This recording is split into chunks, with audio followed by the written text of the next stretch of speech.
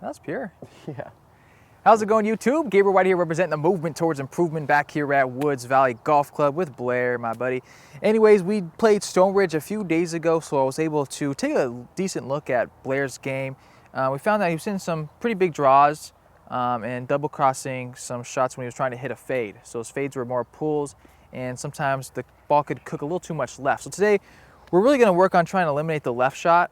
You know, there's lots of stuff we can work on, but the biggest thing would be getting rid of that big miss to the left. So let me show you what we got set up for Blair, work on a little bit of path stuff. Okay, so we got a couple little training aids here for Blair. We got a pool noodle and a water bottle.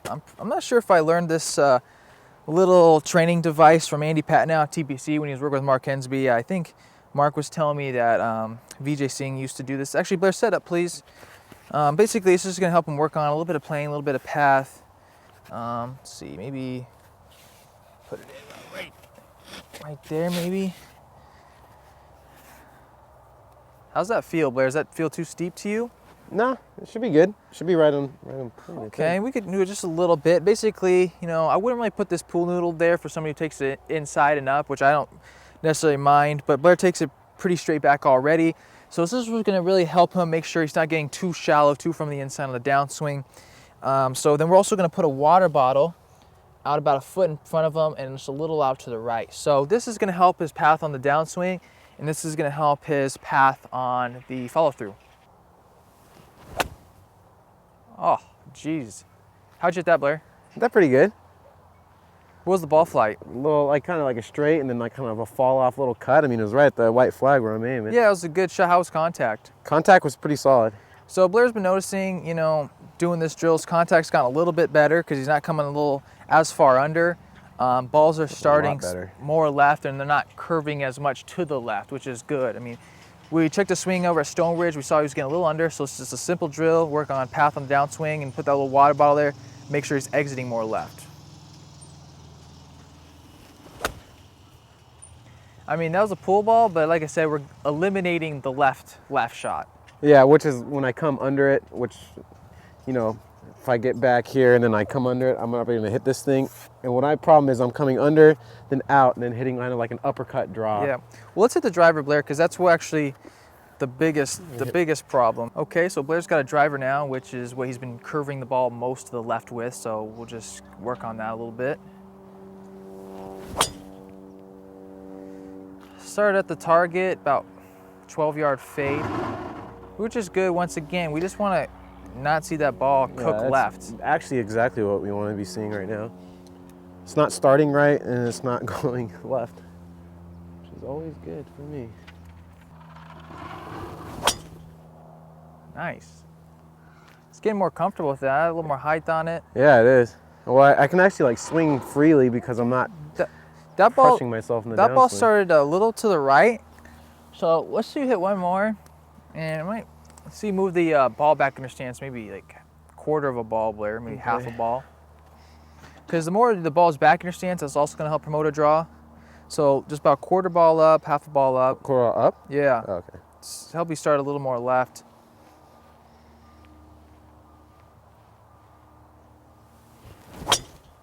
There we go. Start a little more left, wouldn't you say? Yeah. Than the last one. Let me see it one more. It's kind of knuckly, but it's one of the reasons why I'm trying to get rid of this driver. Yeah, just slightly about a ball up from where you normally do. Yeah, this is fine. And then you can still move off the ball a little bit. That's really. Oh, that was good. This is, I mean, that's 10. I'd rather see you hit that ball, I say, than those big slingers. No kidding. Do you think I can hit those people over there? Okay, so let me just share with you guys where to put the water bottle and pool noodle. Blair, show them how far back the water bottle should be. The water bottle should be a club back and then like a club out. So when you put it in front, you want it to be just, you know, pretty much right on top of it. That way, if you exit it too far out to the right, you're going to hit this thing every single time. Okay, and the pool noodle will put maybe about 3 feet back. Yeah, depending on which clubs you start with, obviously. Like this is a 7-iron, and this is about, what you say, like between the ball, maybe 2.5 to 3 feet back. Yeah. For this ball. When we had the driver, it was about another 1.5 or so. So probably like 2.5 to 4 feet with all as you go through the spread of your clubs. And then you can angle it. You know, it's going to be a little steeper for the irons than the driver. And the driver's farther down, obviously, and then. But very simple, you guys. It'll help with your path and plane on the downswing, and that water bottle will help you exit more left too, especially if you're fighting the hooks. That's a straight ball. That's nice. Yeah, that's good. So basically, you know, Blair hasn't been hitting as good as he used to, where I've seen Blair hit over the few years. And Blair was working with an instructor we won't name, but just an instructor, you know, and Blair was playing some good golf, saw this instructor, and really hasn't hit the ball as good since.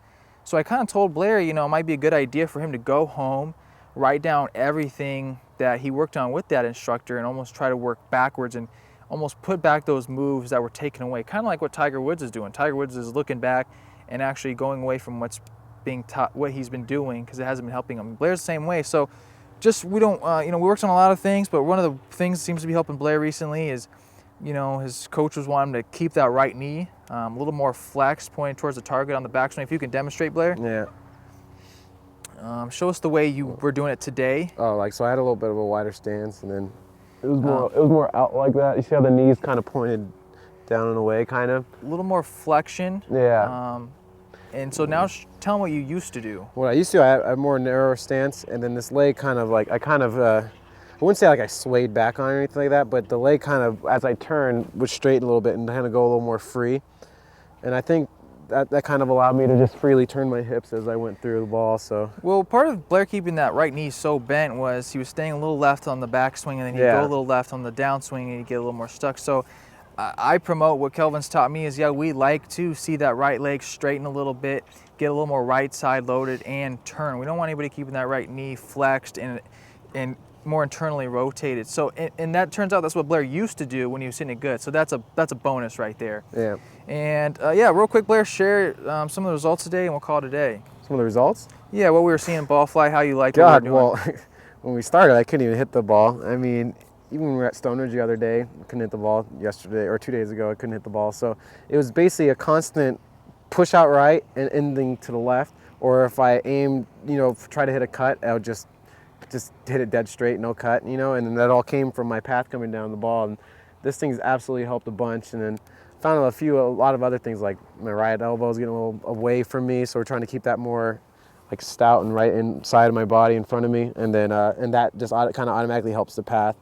And I've seen instant results today. We've been out here for a couple hours, but well, this is the thing too, is I know Blair's swing. I've played with him over the years, and I know he hit the ball well for many years, better than he's hitting it now. So it's almost working backwards and just fine-tuning some little stuff. Like today we worked on path. We didn't work on a lot of stuff. Work a little bit on the backswing, moving some old stuff in there so he doesn't get us stuck on the downswing. But I mean, mainly path and exiting and some simple stuff. And then once we get that settled out, we can get that ball flight a little more straightened out. You know, when I see these big hooks to the left like we were seeing, then we can work on a little more of the, you know, tidy stuff, you know, more complex body stuff. And then Blair, move that left foot a little further up. There you go. okay. Yeah, I mean, this we're seeing a more of a one-way shot right there. All right, Blair, thanks for working with us. We'll keep you updated on Blair's progress. I'll do whatever I can to help him. You guys, this is Gabriel right here representing PGA Tour driving the movement towards improvement. Subscribe, hit me up on Facebook and Instagram. We're out of here. Thanks for watching that video, you guys. It was a fun time working with Blair. Just wanted to let you guys know, super excited. Just got permission to teach at a range down here in San Diego. So if any of you are serious about improving your game, email me with the email I have down in the description box and I will get back to you. Now, due to the time restraints that I have with all the work I'm doing with MTI, I'm only going to take 10 to 15 students. So if you are serious, send me an email, tell me about yourself, and I will get back to you. Thanks, you guys. Peace.